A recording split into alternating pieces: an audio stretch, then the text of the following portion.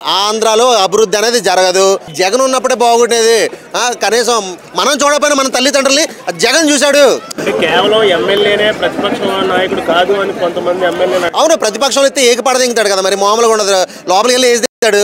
బాబు వీడికి అసలు మామూలుగా లోపల రానియకుండా ఉండాలంటే ప్రతిపక్షం ఇవ్వకూడదు, ప్రతిపక్షం అయితే మమ్మల్ని వేసేస్తాడు, మమ్మల్ని మాట్లాడినవాడు కూడా అని చెప్పి అది భయం ఉంది కాబట్టి ఇవ్వట్లేదు. భయం లేనివాడైతే రండి రా పక్కన కూర్చోద్దా, నీదేందో నాదేందో చూద్దాం అని చెప్పాలి. అది మోగతనం అవుతుంది. లేదు లేదు నువ్వు ప్రతిపక్షం కాదంటే ప్రతిపక్షం కాదు అంటే ఇప్పుడు అధికార పక్షం ఒకటి ఉన్నప్పుడు ప్రతిపక్షం ఒకటి ఉండాలి. ఇప్పుడు ప్రతిపక్షం ఎవరు 22, 21 సీట్లు వచ్చిన జనసేన పార్టీ ఎందుకు అవుతుంది? అది అధికార పార్టీలో ఉంది కాబట్టి నెక్స్ట్ ఎవరున్నారు? అది 2 సీట్లు వచ్చినా 1 సీట్ వచ్చినా దీని తర్వాత ఏది వచ్చింది దానికి ఖచ్చితంగా ప్రతిపక్షం ఇవ్వాలి. అది ఇవ్వకుండా లేదు నీకు ఇవ్వము కుదరదు నువ్వు ఓన్లీ ఎమ్మెల్యే వరకు అంటే ఏంది భయం? ఎందుకంటే ప్రతిపక్ష పార్టీ ఇస్తే ఏకపడేస్తారా బాబు, ఒక్కడున్న చాలు వీళ్ళ పార్టీలో ఒక్కడున్నా కానీ దున్నేస్తారు అని చెప్పి భయం ఉంది కాబట్టి ఇవ్వట్లేదు అంతే.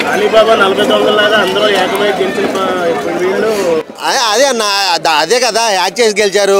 ఈవీఎంలు స్కామ్లు ఇట్లు చేసి పెద్ద తాతయ్య దగ్గర నుంచి సపోర్ట్ తోటి గెలుచుకొచ్చారు, మోదీ తాత దగ్గర నుంచి. సో ఇప్పుడు అదే కనుక ఈయన ప్రతిపక్షం ఇస్తే ఈయన మొత్తం ఒక్కొక్కటి బయట తీసి ఏరుతూ మొదలెట్టడానికి చాలా ఇబ్బందులు అవుతాయి. ఎందుకు ఇవ్వడం వీళ్ళు ఎందుకు రానివ్వకూడదు 4 సంవత్సరాలు అన్న. నేను ఇంకో విషయం చెప్తున్నా, ఆంధ్రాలో అభివృద్ధి అనేది జరగదు.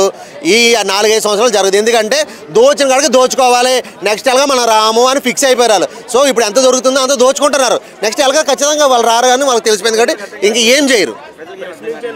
ప్రజలకి అర్థం అయిపోయింది కానీ ఏం చేయలేని సిచ్యువేషన్లో ఉండిపోయారు. సంవత్సరం అవుతుంది దగ్గర రేపు ఎల్లుండికి సంవత్సరం అవుతుంది నెలకి. సో ప్రజలకు అర్థమైపోయింది వీళ్ళు ఏమీ చేయరు.